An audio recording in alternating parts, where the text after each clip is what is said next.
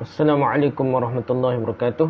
Alhamdulillah rabbil alamin wassalatu wassalamu ala asyrafil anbiya'i wal mursalin sayyidina Muhammad wa ala alihi wa sahbihi ma'in. Rabbi shrah li sadri wa yassir li amri wa hlul 'uqdatam min lisani yafqahu qawli. Amma ba'd. Kita sambung balik kitab kita ni di sekitar wali dan karamah, antara fakta dan khayal. Diselenggarakan oleh Abdul Razak Mahmud, diambil banyak daripada majalah pengasuh. Majalah pengasuh ni majalah terbitan Majlis Agama Islam dan ada Istiadat Melayu Kelantan, MAIK. Jangan tuduh Wahabi lah. Ni memang majalah agama setuju dah ni. Dan majalah pengasuh yang diasaskan oleh Tok Kenadi ni. Majalah pengasuh ni. Kita bicara dua perkara, dua topik. Pertama, kekhurafat dan bid'ah sekitar wali oleh Dr. Andes Abdul Ghani Azmi Idris. Dan kedua, kita telah bincang tentang konsep kewalian tasawuf. Konsep kewalian tasawuf.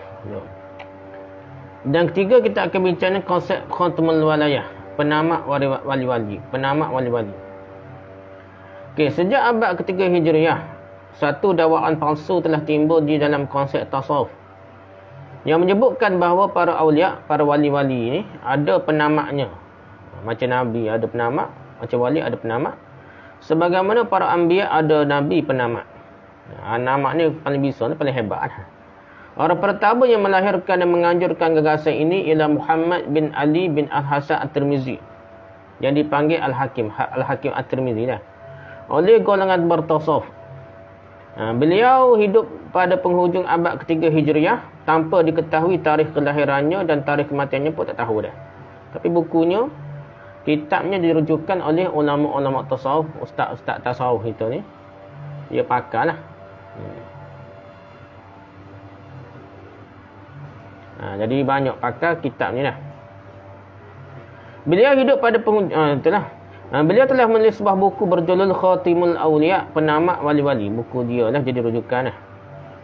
Di dalam buku tersebut, Muhammad bin Ali At-Tirmizi atau Hakim At-Tirmizi mendakwa kedudukan penamak wali-wali itu hampir menyerupai kedudukan para anbiya, macam Nabi dah. Dan makamnya, kedudukannya paling atas, paling tinggi di kalangan wali-wali, serta memiliki tiga khazanah.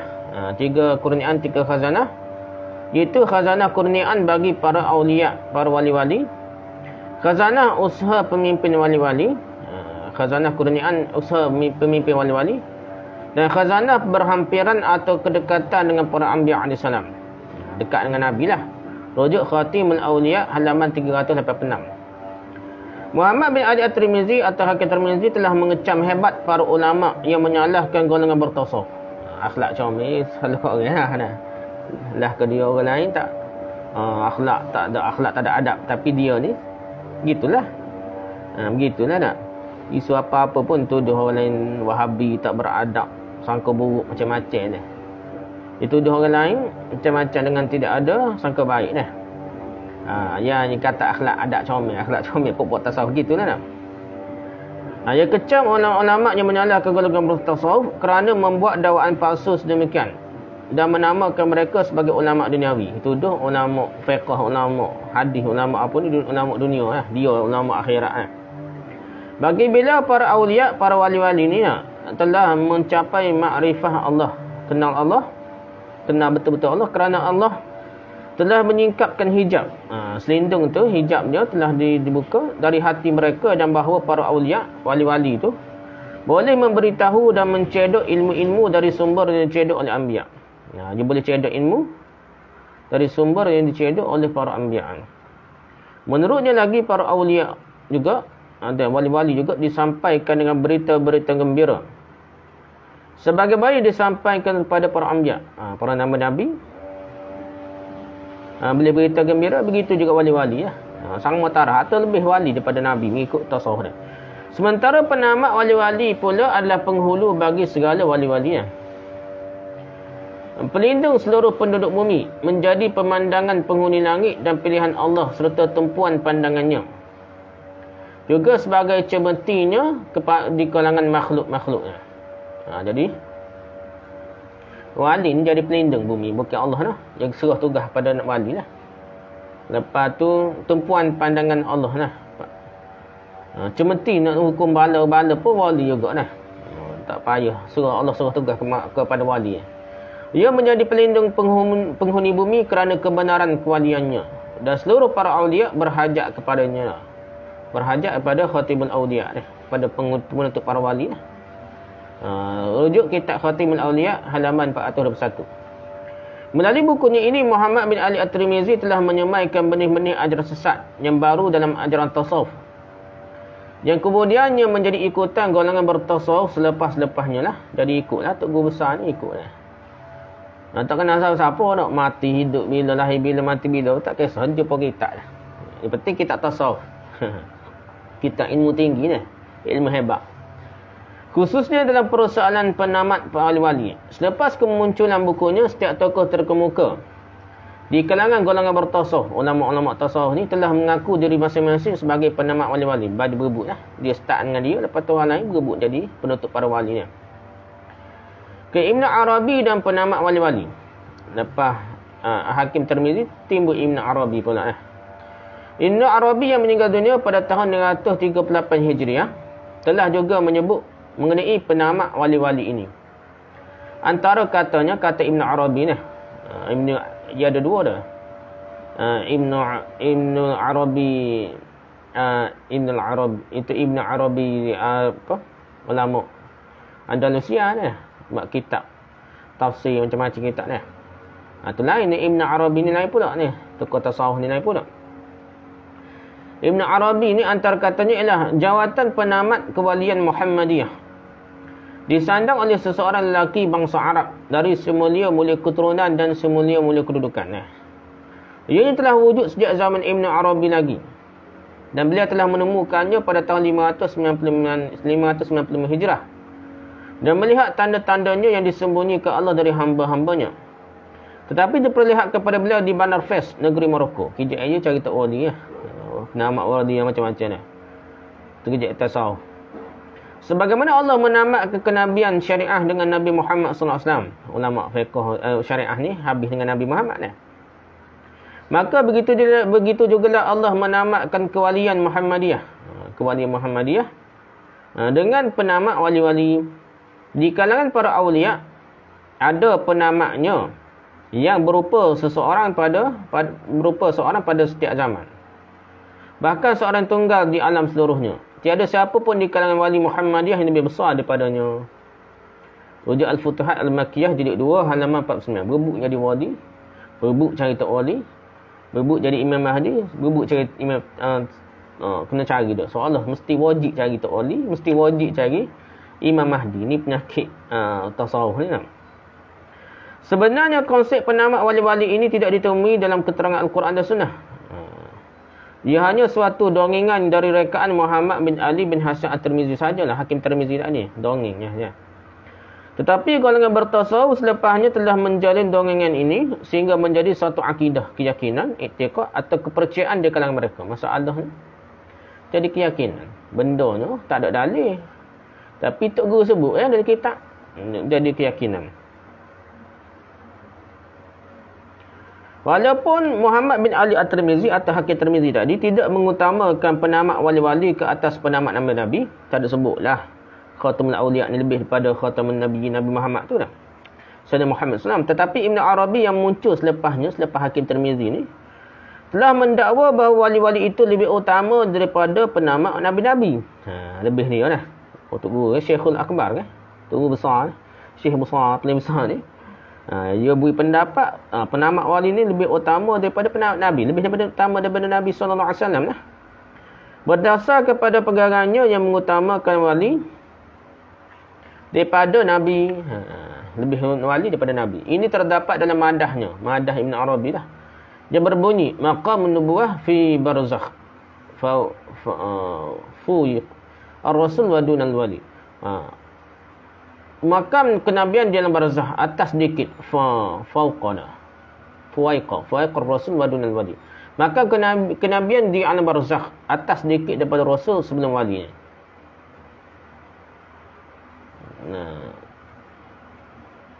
Kan fauqa rasul wa dunal wali. Atas daripada rasul sikit. Dengan makam nubuwah di barzah. atas sedikit daripada Rasul, kecuali wali. Kuaci wali. Wali lebih lagi lah. Gitu. Wadunul wali. Kecuali wali dah. Sebagai hujahnya, Ibn Arabi telah mengemukakan hadis Rasulullah SAW dari riwayat Abu Hurairah. Masali wa sama masal anbiya min qabli kama sali rajulin bana bunyanan fa ahsanahu wa ajmalahu illa mawdi'u labinatin min zawiyatin min zawayah faja'ala an-nas yatufuna bihi wa ya'jabuna lahu wa yaquluna hal wada'at هل وضعت هذه اللبنة قال فأنا اللبنة وأنا خاتم النبيين رواه البخاري ومسلم. Artinya aku dan Nabi sebelumku adalah seperti seorang lelaki yang telah membina bangunan yang diperelokkan dan diperindahkan, kecuali tempat seketul jongkong di salah satu sudutnya yang masih kosong. Ada satu tempat tu jongkong untuk bubuh dah, tak ada jongkong situ lah. Manusia mula mengiringinya dan tertarik dengannya sambil berkata, mengapakah tidak diletakkan jongkong itu? Baginda bersabda, akulah jongkong itu dan akulah penamat Nabi-Nabi. Nabi kata gitu ni. Tapi ni Nabi ni. Ibn Arabi guna hujah ni. Ibn Arabi mendakwa bahawa jongkong yang dimasukkan oleh Rasulullah SAW itu ialah sebuah jongkong perak. Adapun penamat wali-wali mendapati di rumah itu kekurangan dua jongkong. Jongkong perak dan jongkong emas. Isyarah lebih lagi nak. Bila mendapati dirinya adalah sesuai dengan tempat kedua-dua jongkong tersebut. Dengan adanya penamat wali-wali di tempat dua jongkong itu, maka sempurnalah binaan di rumah, dinding rumah. Ditambah lagi. Nabi hadis sebut sejongkong itu cukup. Ditambah lagi dua jongkong. Dia reka-reka lah. Guna dalil tu dia beli dia. Dua jongkong bagi penamat wali-wali itu ialah pertama kerana zahirnya ia mengikut hukum-hukum syarak penamat rasul-rasul dan Nabi. Itulah tempat terletaknya jongkong perak. Jongkong perak tu Nabi. Keduanya, jongkong kedua lah, kerana ia menerima hukum-hukum dari Allah secara rahsia dan batin. Ia tempat jongkong emas. Ia berarti ia menerimanya dari lombong yang ditimpa oleh malaikat yang mewahyukannya kepada Rasulullah SAW. Jongkong kedua, terima hukum Allah secara rahsia dan batin. Tempat je kumah lah. Tu Allah gitu lebih kurang ada. Rujuk Fususul Hikam ni. Kitab belik ni. Fususul Hikam ni ayat berbelik. Ayat khayal yang banyak lah. Jadi tasawuf ni ia bela tu gitu lah dengan maksud mendalam lah, maksud tersirat lah macam-macam. Cerita karut poor gila tulis ni. Kalau tak gila memang kapi tu kitab tu dah. Tapi golongan ustaz-ustaz, ulama-ulama ni, tugu-tugu yang bela Ibn Arabi ni, ya itulah dia kata masuk tersirat lah, panak lah, macam-macam ajak dia belik dia. Okay, Wahabi ni tak boleh bunyi sikit sat lah tu dah, walaupun ikut Al-Quran Sunnah. Dia kata faham zahir lah, macam-macam. Hak dia faham poor gila tu tak apa pula dah, ni masalah tasawuf. Okay, golongan bertasawuf yang muncul selepas Ibn Arabi turut mengikuti jejak langkahnya. Lepas juga, Syekhul Akbar ke? Tok guru tasawuf lepas tu ikutlah Ibn Arabi. Dengan memasukkan akidah sesat ini ke dalam karya-karya mereka, kitab-kitab mereka, tulisan-tulisan mereka, dengan menambah bahawa wali teragung itulah yang menjadi penamat wali-wali. Tetapi Ibn Taymiyah telah menolak dakwaan-dakwaan ini dalam tulisan-tulisan Ibn Taymiyah lah. Antaranya beliau berkata, Ibn Taymiyah kata apa? Penamat wali-wali adalah kata-kata yang salah. Tidak ada asal usulnya. Benda ni apabila kita nak berbuah keyakinan dalam agama, kena ada dalil. Tiba-tiba tak ada dalil. Kata-kata yang salah lah. Tidak ada asal usul dalil lah. Tak ada punca. Kata. Orang pertama yang menyebutkannya ialah Muhammad bin Ali Al-Hakim At-Tirmizi lah. Dengan gelaran Al-Hakim At-Tirmizi lah. Bukan Imam Tirmizi, tapi Al-Hakim Tirmizi untuk guru tasawuf. Segolongan orang telah mengikuti jejak langkahnya dan tiap-tiap seorang mendakwa dirinya sebagai penamat wali-wali. Seperti Ibn Hamawi. Lepas dia tu ramai lah. Lepas Al-Hakim At-Tirmizi ni, Ibn Hamawi, Ibn Arabi dan beberapa orang syekh yang sesat di kota Damsyik dan lainnya. Di Syria pun ramai. Syekh-syekh tarekat, syekh-syekh tok guru besar tarekat ni mengaku dia penuntut ahli-wali lah. Bermula dengan Hakim At-Tirmizi. Masing-masing mendakwa dirinya lebih utama daripada Nabi Muhammad SAW. Lebih daripada Nabi ni. dalam sesetengah aspek. Dan sebahagiannya daripada dakwaan-dakwaan yang bersifat kufur dan dusta. Lepas mengaku penamat wali, ada dakwaan yang kufur, yang dusta lah. Semua ini kerana tamaknya kepada jawatan penamat wali-wali. Berebut jadi wali-wali lah, penamat wali-wali. Lepas tu sedapnya. Syed Wahabi ni, Ustaz Wahabi mana ada wali lah. Nampak dia je ada wali dah.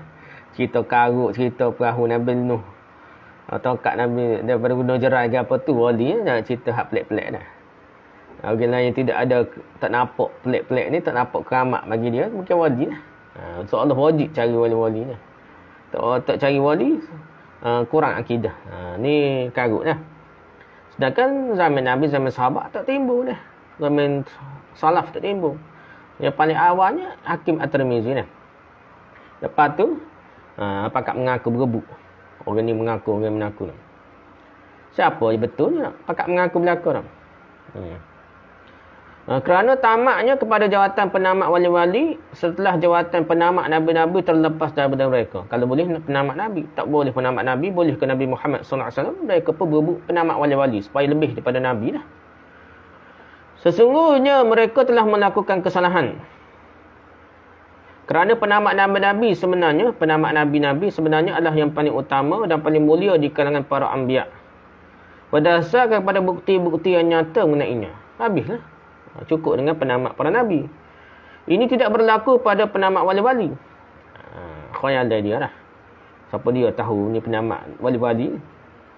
Sesungguhnya wali-wali yang paling utama di kalangan umat Islam ialah golongan pertama penganut agama Islam dari kalangan kaum Muhajirin dan kaum Ansar. Kalau kata wali terbaik, sahabat Nabi.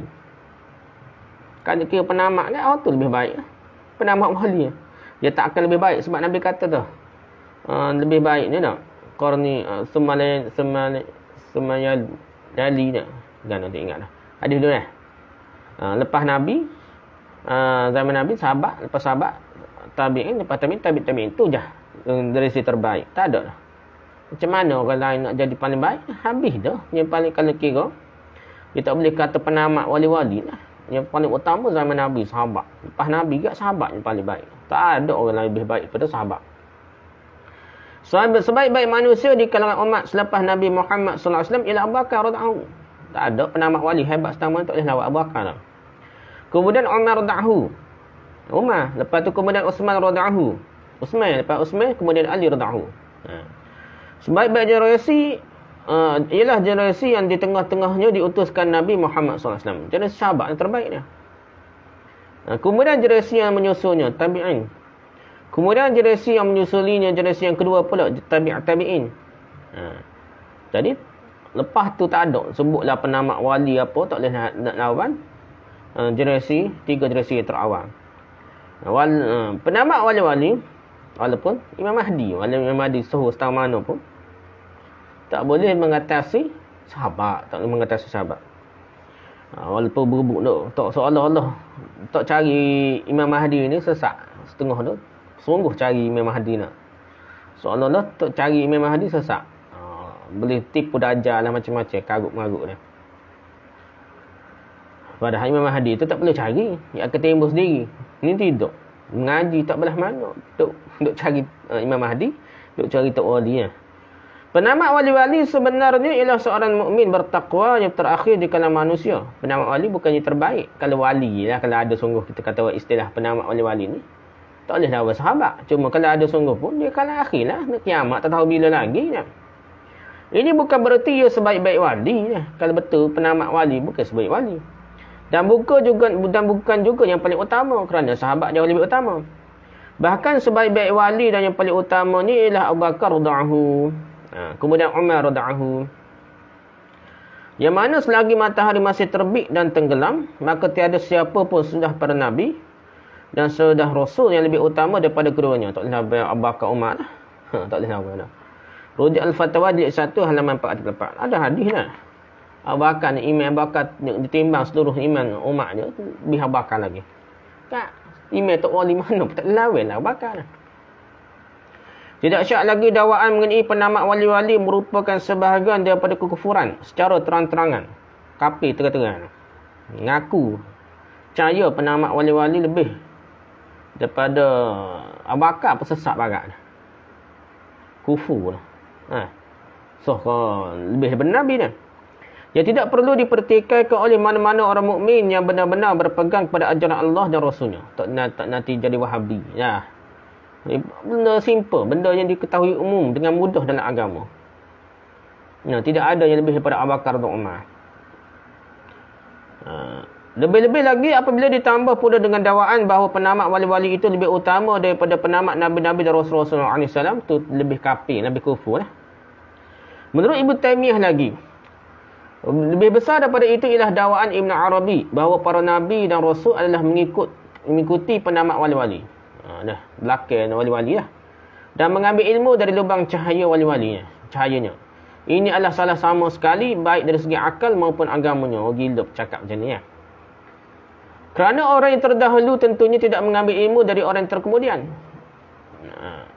Takkanlah orang Nabi habis dah Nabi Rasul-Rasul ni, meninggal awal ni, ambil ilmu daripada wali kemudian lah.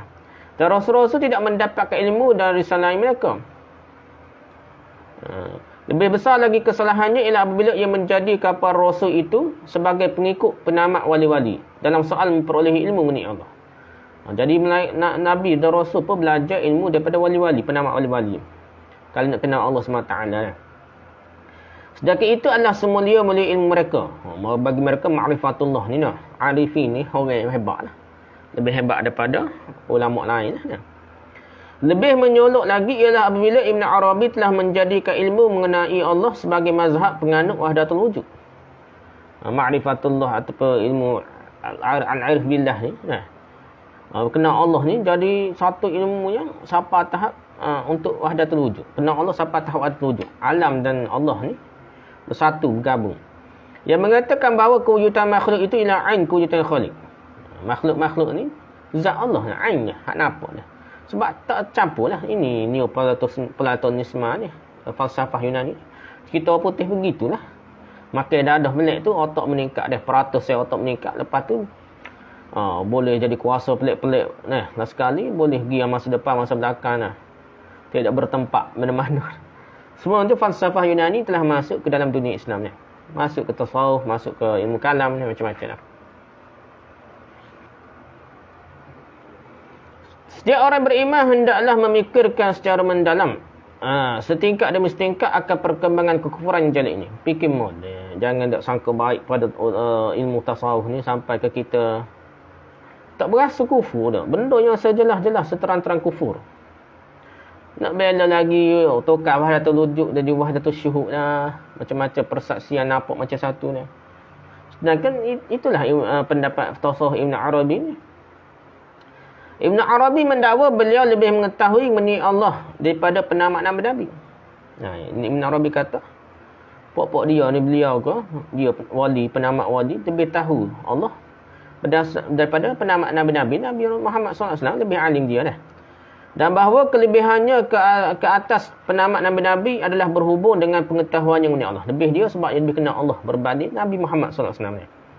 Sementara kelebihan penamat Nabi-Nabi ialah dari segi ilmu tasyrik semata-mata. Ini fiqh ni. Syariah. Itu ni Nabi ni Muhammad. Kalau ilmu batin ni, ilmu tasawuf ni, hebat Ibn Arabi lagi dah. Ini adalah di antara sebesar-besar kekufuran, kekafiran yang dilakukan oleh golongan ekstremis falsafah. Sufi falsafah ni lah. Golongan ekstremis tasawuf dan golongan ekstremis teologi. Agamanya semuanya mendakwa bahawa mereka lebih sempurna daripada Rasul-Rasul dalam perkara-perkara ilmiah. Lebih bijak, lebih ilmiah di mereka lah. Dan bahawa Rasul-Rasul hanya mendahului mereka dalam perkara-perkara tasyri' am, tasyri' umum, syariah umum yang berusaha ke arah kebaikan manusia di dunia mereka sahaja. Sesungguhnya golongan-golongan ini mengatakan bahawa syariat itu ialah undang-undang keadilan yang digubal untuk kepentingan duniawi sahaja. Jadi, dia kata ilmu agama ni, syariat ni, jadi syariat itu undang-undang keadilan untuk hidup di atas dunia ni. Semayang, puasa, zakat untuk kebaikan dunia sahaja. Adapun hakikat dan darjat-darjat yang tinggi di dunia dan akhirat, maka mereka lebih mengutamakan diri mereka dan tarekat-tarekat mereka daripada para nabi dan tarekat nabi. Tarekat nabi ikut Al-Quran dan Sunnah ni kecil. Dia kena mikir khayal lebih nak. Kalam-kalam, istilah-istilah yang bombastik. Lebih daripada kalam-kalam Nabi lah. Bagi mereka, kata-kata mereka lebih hebat daripada kata-kata Nabi ni. Tok-tok wali dia lebih ayat yang lebih berbunga. Maksud yang tersilap, maksud yang mendalam, menyentuh hati. Begitulah. Tasawuf memang hebat sungguh. Kita tak nafikan. Kadang-kadang dia ada ayat tok wali dia tu dah. Ya ada ayat yang hebat jugalah. Ayat bunga jugalah. Menyentuh hati yang mendalam jugalah. Cara dia lah. Siapa je pernah duduk dengan orang tasawuf ni boleh jumpa dah. Tapi gitu, kita bukan semata-mata berasa hebat kata-kata tersebut. Kita kena kembali pada Al-Quran dan Sunnah. Rujuk kitab ni Mazhab Al-Ittihadiyin halaman 115 hingga 103. Mazhab Ittihad lah. Bergabung Allah dengan makhluk ni. Ittihad.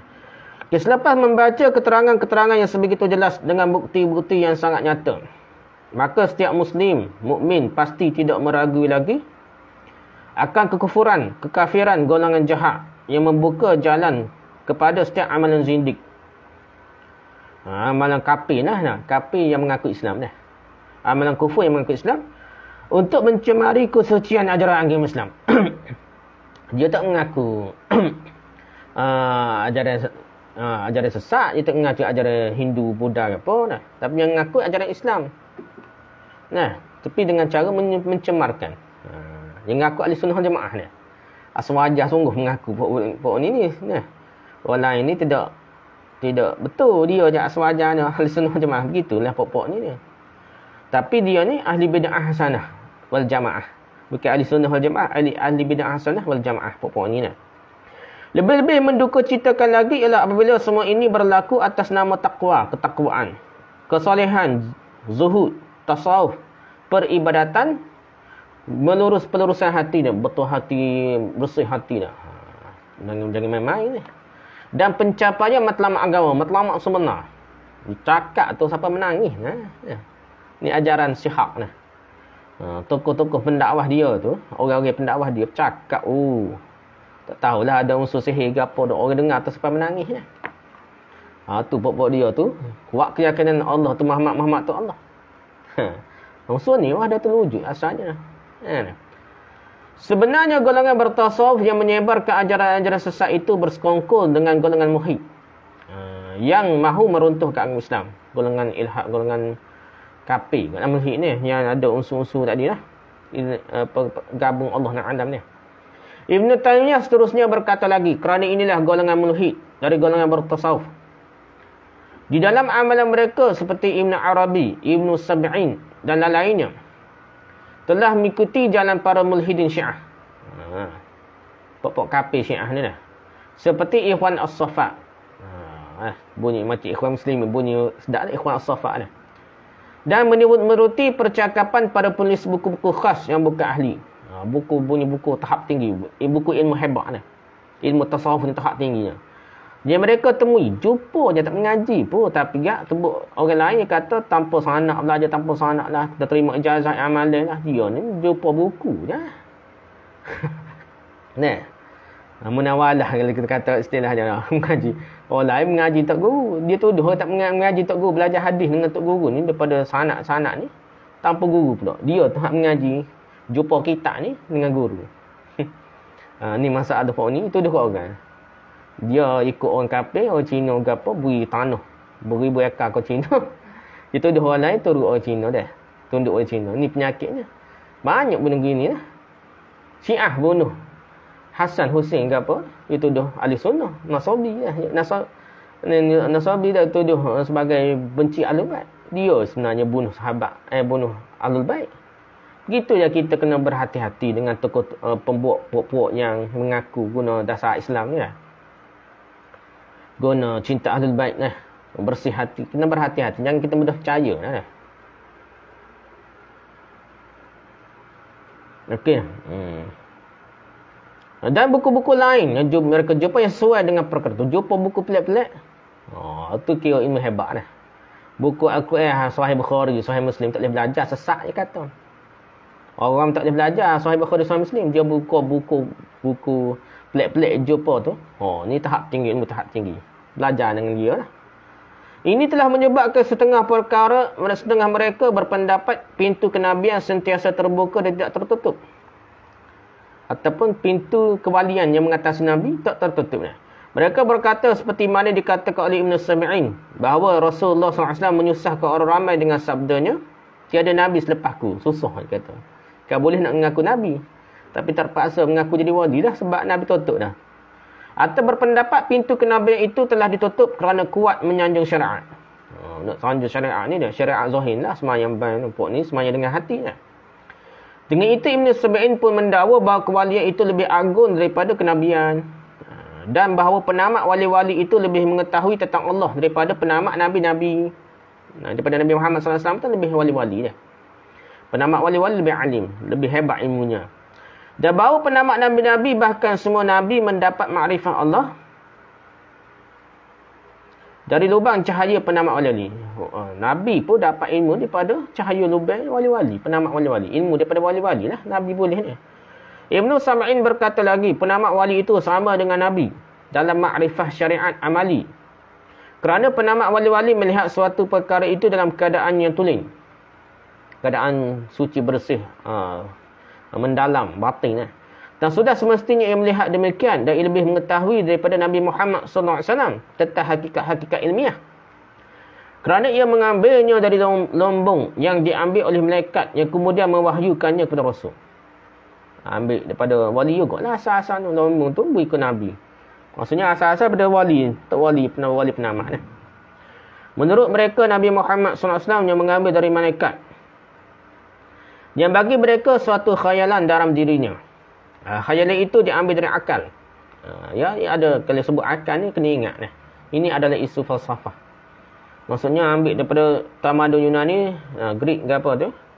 Tamadun ni ia bincang berakal. Akal ni macam ketuhanan lah. Akal yang paling hebat akal ketuhanan. Ya orang boleh pergi siapa 100% akal ketuhanan. Cerita putih-putih orang ni lah. Neoplatonisme ni asal pada sama dah. Alam dengan Allah, makhluk ni, zat Allah ni, ain tu, wahdatul wujud tu sama. Unsur yang sama dah. Unsur falsafah. Yang diterjemahkan bahasa Arab yang masuk dalam dunia Islam. Di sisi mereka, Nabi Muhammad mengambil ilmu dari Jibril. Dan Jibril pula mengambil apa yang diketahuinya dari jiwa falak. Bitai-bitai ke pun. Dan Ibn Arabi mendakwa beliau telah mengambilnya dari akal. Iaitulah dari lombong yang sama yang diambil Jibril darinya. Yang ambil terus. Ilmu Jibril ambil ke Nabi. Dia ni ambil terus. Lombong ilmu. Maksudnya hebat dia daripada Nabi. Sesungguhnya Ibn Arabi dan mereka adalah menyanjungi cara kasyaf. Ni kija agama ni. Agama Islam asalnya. Ada sunnah asal. Tak cara kasyaf. Memang ada. Tapi bukan matlamat utama. Bukan kalau ada orang Allah nampak. Usman bila nampak orang ni dapat dosa. Nampak maksiat ke apa tu. Keramat yang tidak jadi satu perkara utama. Boleh dia lah. Tak perlu kita sanjung sebab itu. Uthman kita sanjung dengan sebab perjuangan Islam dia. Dan dekat dengan Nabi bukan dengan sebab keramat dia. Keramat tu jajaran lah. Bukan satu keutamaannya lebih. Tapi tasawuf ni, dia tak cerita dalil dulu, dia cerita tentang keramat. Tak wali ni. Dah. Jadi menyanjungi cara kasyaf musyahadah. Nampak benda pelik-pelik. Nampak benda hebat lah, benda gaib. Riadah, latihan-latihan dan ibadah. Mereka mengaji cara-cara kajian dan kiasan. Mengaji molek-molek ni ilmiah ke apa. Kias-kias. Biasa ni itulah ilmu biasa lah. Mereka kaji. Dakwaan mereka menikasyaf dan musyahadah. Itu hanyalah khayalan-khayalan mereka sahaja. Mereka namakannya sebagai hakikat. Khayal-khayal mereka. Apa hakikat? Sebenarnya dia panggil halusinasi ni. Ni ada kajian dah. Kalau kita tak makan, kita amal tertentu, kita buat latihan tertentu, kita akan jadi halusinasi. Nampak macam sesuatu mari dah. Begitu tasawuf ni yang amalan tertentu nampak macam Nabi mari yang qazah. Lepas tu dia berasa hebat lah ilmu dia. Sedangkan dia tertipu dah dengan gangguan jin, syaitan, iblis dan halusinasi. Rujuk Rad 'alal Mantiqiyin halaman 408 hingga 409. Mantik pun asal-asal juga daripada ilmu falsafah. Ada setengah tu boleh lah kita terima sikit-sikit dah. Ada setengah tu memang dia ambil banyak sangat ilmu falsafah sehingga jadi pelik juga dah. Ilmu kalam yang pelik. Begitu kat tasawuf ambil dah falsafah jadi dia capur akal jadi tasawuf falsafah lah. Sekali jadi Nabi hebat dia daripada Nabi lah. Itulah perkara-perkara yang kita mesti kita bincang lagi lah, kita sambung balik untuk perbincangan seterusnya tentang Muhammad Uthman Al-Mirghani dan penamat wali-wali pula dah. Wallahu a'lam, dalam bab kita ni konsep khatamul walayah, penamat wali-wali. Siri pertama setakat ini dulu, kita sama lepas ni siri kedua. Subhanakallah bihamdika, subhanakallah bihamdika, subhanakallah bihamdika, la ilaha illa anta, astaghfiruka wa atubu ilaik. Assalamualaikum warahmatullahi wabarakatuh.